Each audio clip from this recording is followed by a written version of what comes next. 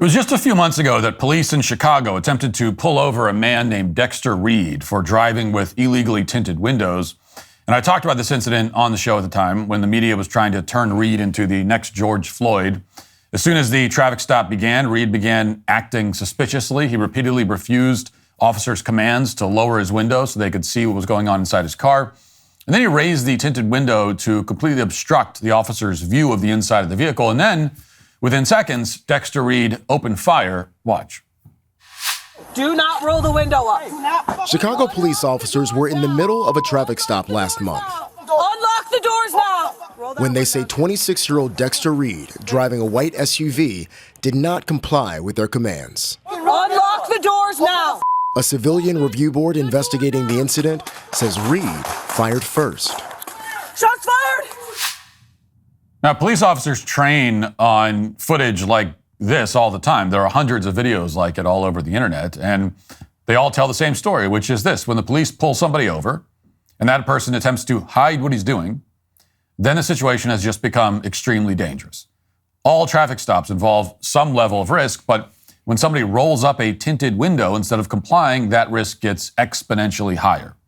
That's especially true when the suspect has a criminal history. So police have no choice but to respond quickly and decisively and potentially with force because they're in a life-threatening situation. Otherwise, they might get shot and killed before they, can even see what's coming. And as I said at the time, there was an attempt to portray Dexter Reed as some kind of BLM martyr, but it fell apart the moment this footage was released because everybody understood why the officers drew their weapons.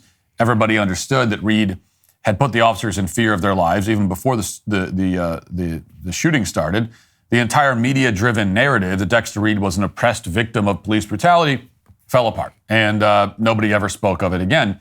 But there's always somebody waiting in the wings to claim that mantle of oppression, especially in an election year. And this week, the Miami Dolphins wide receiver Tyreek Hill is going for it, going for the mantle, even though his traffic stop in many ways has a lot of similarities to Dexter Reed's. Tyreek Hill, like Dexter Reed, was pulled over for a lawful reason. In Tyreek Hill's case, he was speeding near the Hard Rock Stadium where the Dolphins play.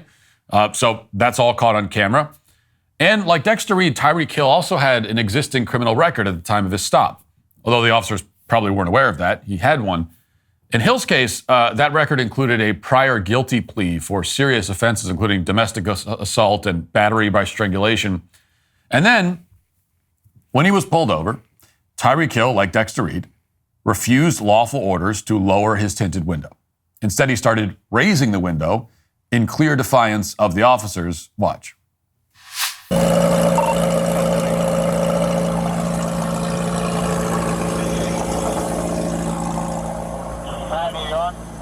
don't you have your seatbelt on? Why don't you have your seatbelt on? Like what? Why do you have it up?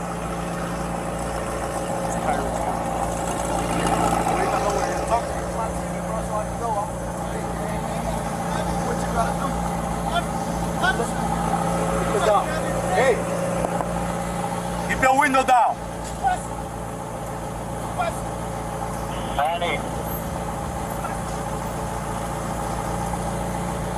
Hey, keep your window down. Keep your window down. I'm gonna get you out of the car. As a matter of fact, get out of the car. Give me your ass. Get out of the car. Give me your ass. I'm gonna break that window. Get out of the car. Get out of the car right now. We're not playing this game. Get out. Get out. Get out. Get out. Get out. Get out. Get out. What part of that don't you understand? Hey, Drew, I'm getting arrested, Drew. I'm getting arrested. I ain't do nothing, twin. Hey, don't park there. Don't park there. Hey.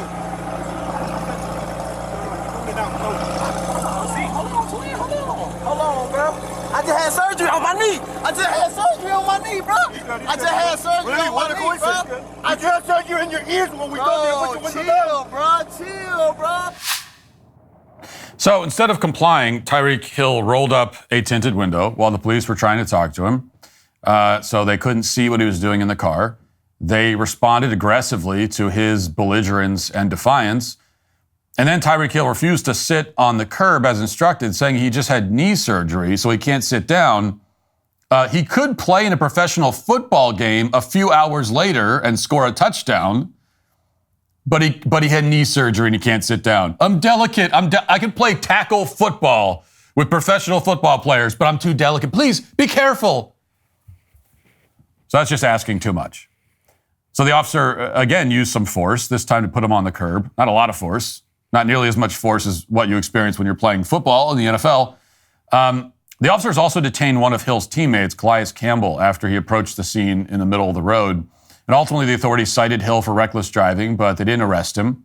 They also didn't charge him for obstructing an officer, which is a misdemeanor in Florida, punishable by up to a year in prison. Speaking to reporters, Hill claimed he had no idea why he was being placed in handcuffs. Quote, "No idea, it's crazy. No idea. I wasn't disrespectful because my mom didn't raise me that way. Didn't cuss, did none of that.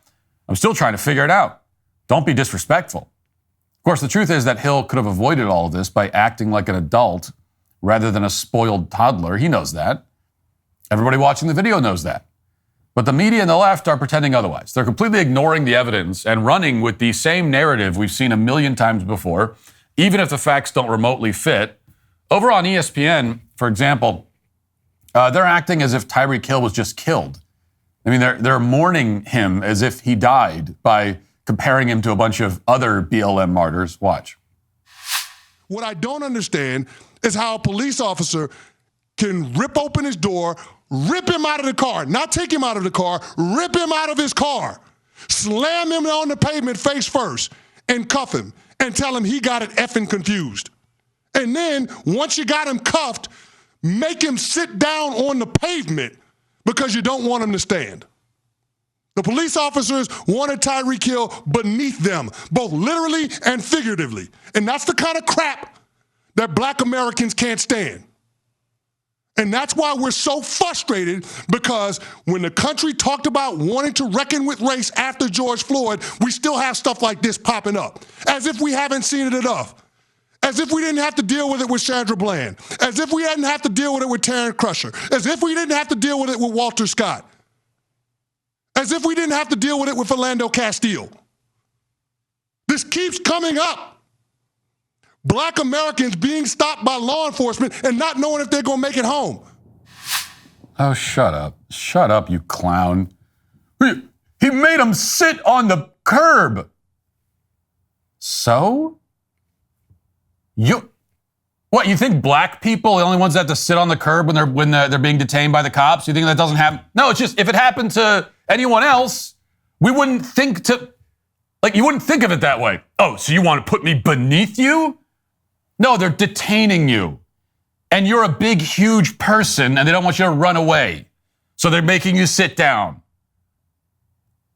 You choose to make a thing out of that. Now, just to be clear about this, Sandra Bland, Walter Scott, and Philando Castile are all dead.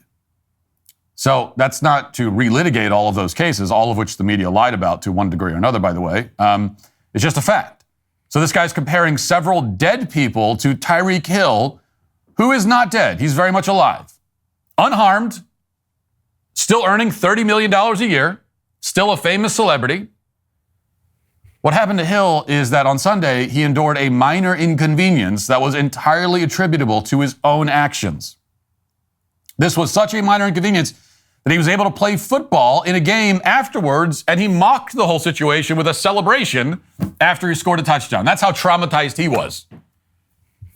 So all of this fake hysteria is intended to obscure an obvious point, which is that Hill, like so many other BLM heroes, did not comply with lawful orders that were given by police officers. He put them in a dangerous situation as a result, because when they can't see you during a traffic stop, they can be killed. It's happened many times. And so he suffered the predictable consequences of that decision. When the outraged ESPN personality says he's frustrated, I'm so frustrated. The country hasn't reckoned with race, he says. What he's really saying is that black people should be able to do whatever they want when the police pull them over. And so if a black person doesn't feel like doing what the cops say, then they shouldn't have to. I don't want to do that. I don't want to sit down. And what this clown on ESPN is saying is that if you're black, that should be acceptable. You can't make a black person do what they don't want to do. This is like slavery all over again. They should be able to put police in danger if they want, apparently. Or maybe that's only the case if they're driving expensive cars like Tyreek Hill was. Maybe the law just doesn't apply to football players. That's the position of Tyreek Hill's team, the Miami Dolphins. In a statement, the team said they urged the police department to take swift and strong action against the officers who engaged in such despicable behavior.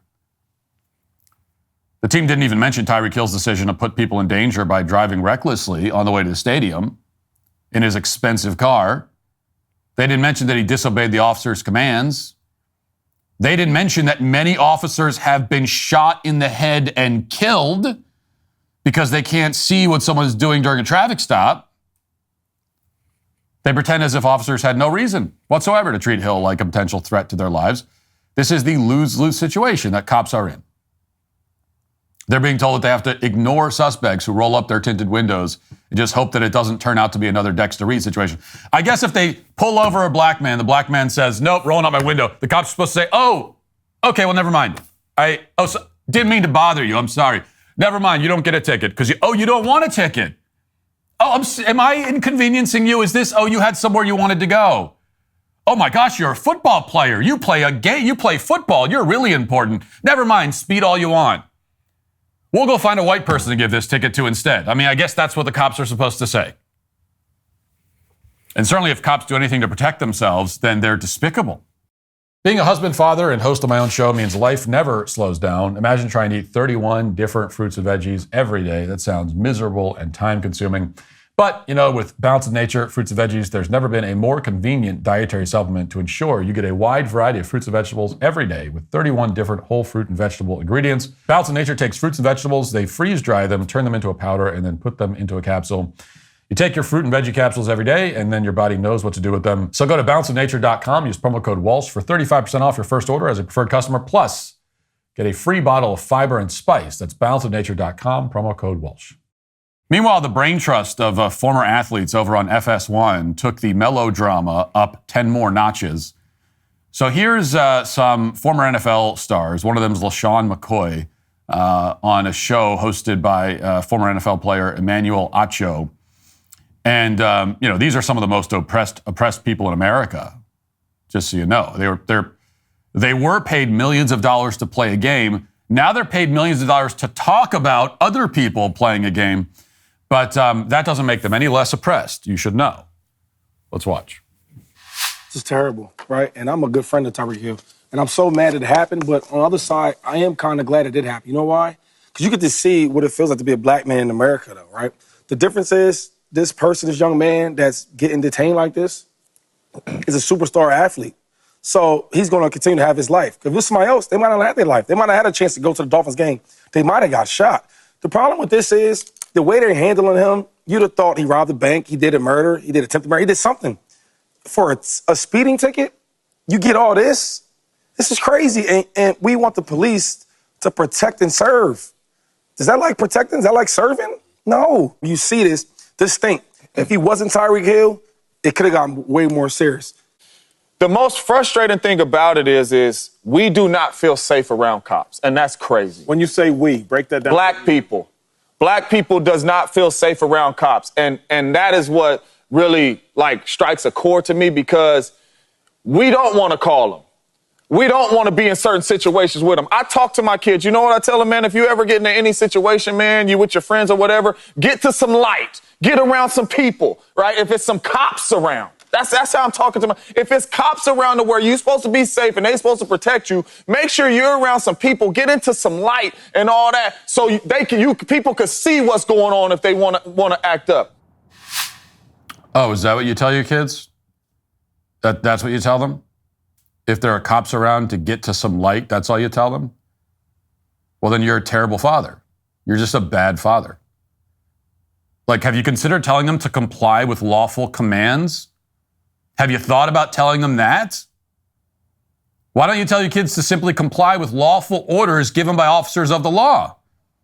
Why don't you tell your kids that if they're speeding, they broke the law, the cops have every right to pull them over, and you just take the damn ticket and move on. You got caught. Why don't you tell your kids that? It's like these, do you really think black people are the only ones that get pulled over? Is that really, like they really think that? We're at a point where I think some of these people think that the rest of us don't get. I was driving, I can't remember if I mentioned this. I was on vacation in the summer. This just happened. And I'm driving through upstate New York. I get pulled over I was going less than 10 miles over the limit. Less than 10 miles. And you always think that really they give you 10 miles as kind of like a grace period. So if it's 35, you could get away with 45. You got to get into like the 50s really before I was going less than 10 miles over the limit. And I still got pulled over. Cop came over. He's like peering in my car and stuff, looking around. Got a bunch of luggage. He's asking me where I'm going, acting very suspicious. Meanwhile, I was barely speeding. It was annoying.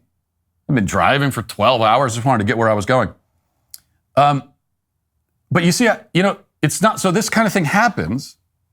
And guess what? If that cop had come over, because he's giving me a ticket for going 8 miles an hour, 8 miles over or something, and in the middle of talking, if I had just rolled up the window and said, nope, sorry, guess what he would have done? He would open the door and throw me out of it. That's what he would have done. He would do that to anybody. It didn't happen to me because I'm not a freaking moron who would respond that way. You know why? Because I was speeding. I was. I mean, I feel like you could have let it go, but you didn't. Fine, I was speeding. I got to if you're giving me a ticket, I'm just going to take. What else can I do but just take the ticket? I could make things a lot worse for myself by being a belligerent, but I'm not going to do that. So why don't you hear these stories, these horror stories? Because I didn't come on the air the next day and say, oh my gosh, I got pulled over. This is what we have to deal with in society. Okay, I wasn't tears in my eyes welling up. This dramatic story of getting pulled over. This is what I have to, I didn't do that. Okay, because I'm a grown man. You take the ticket and move on. So if you don't hear the stories from white people about getting pulled over, it's because we're not on the air crying about it. The other thing we're told that, black men are afraid of the cops is what we're told. They're terrified that they're going to be executed on the spot. Tyreek Hill was afraid, allegedly. Well, if that's the case, why are you going out of your way to antagonize them? Why are you doing everything in your power to make your interactions with the police as stressful and contentious as possible? When I see videos like the one with Tyreek Hill or any of the footage of any BLM martyr, I don't see black men who are afraid of the cops. I see black men who completely disregard the cops and act as though they're above the law and impervious to the basic rules and standards of conduct that the rest of us have to live by. If you're afraid for your life while dealing with the cops, why would you roll up a tinted window? How is that going to make you safer? How is that going to make the situation less volatile? You are making it more volatile. You are directly, actively making it into a more volatile situation. But this doesn't occur to these kinds of commentators.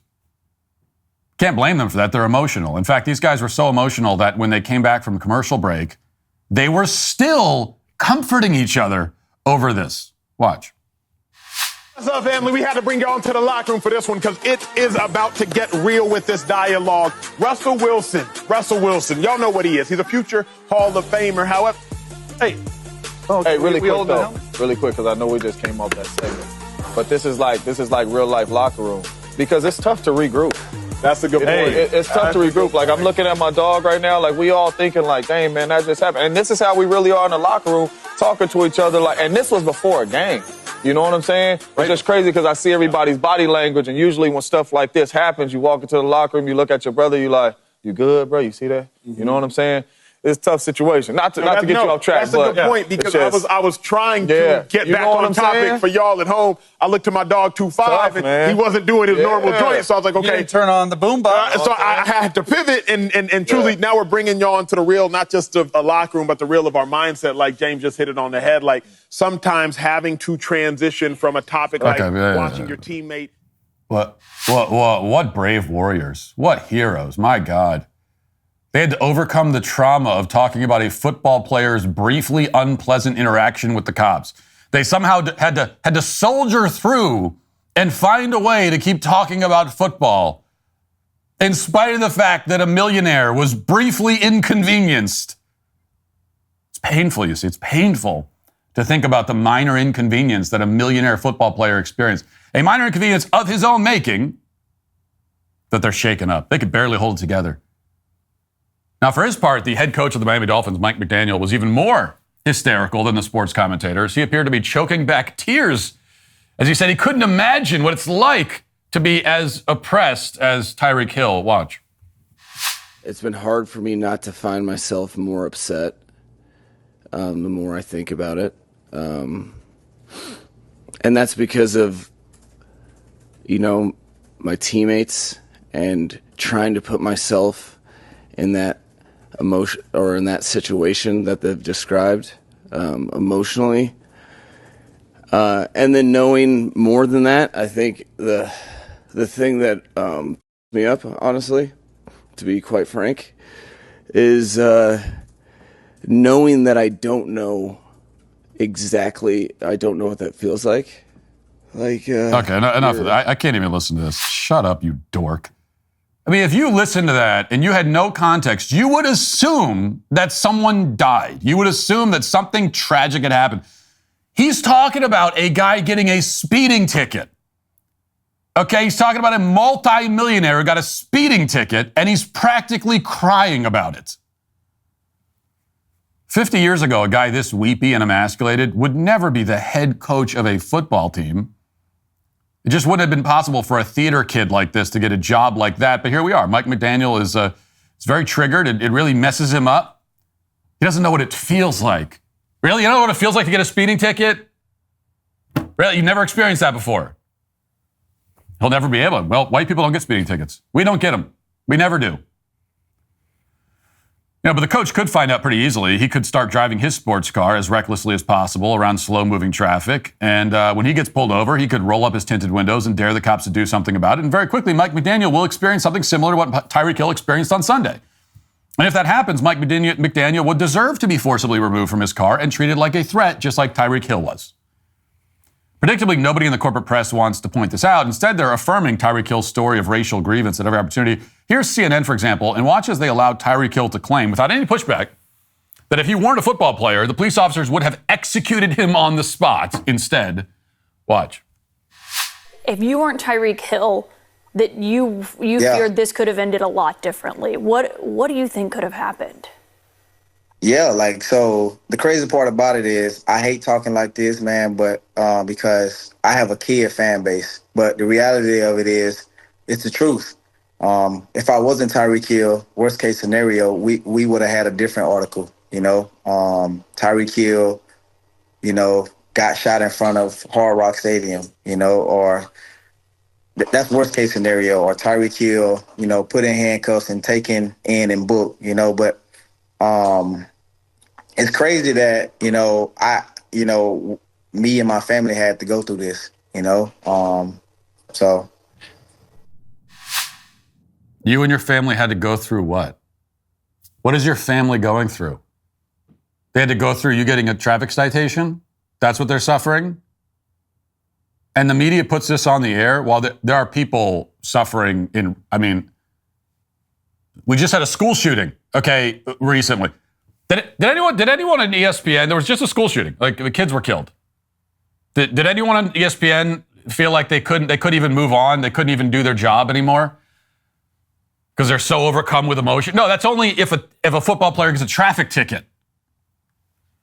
So try to follow the logic here. According to Hill, the police knew he was a famous NFL player with a very high profile, so they knew they had to be on their best behavior, and that's why they decided not to just shoot him outside. Otherwise, they would have just shot him. They would have just pulled him out and shot him in the head. Right? Because that happens all the time. I mean, when I say it happens all the time, it like never ever happens. Ever. Okay, but no, it really happens all the time, except for that it never does. And so that's supposedly what the police do to every black person, but they don't do it to NFL players. At the same time, according to Tyreek Hill, these same police officers didn't have any problem risking their entire career just to rough him up on the camera for no reason, allegedly. So they're cautious, but they're also extremely reckless at the same time. That's the explanation that flies on CNN, apparently. But it doesn't make any sense. What makes more sense is that the police did exactly what they were trained to do, which is to treat everyone who behaves like Hill did, regardless of how much money they have, as a potential threat.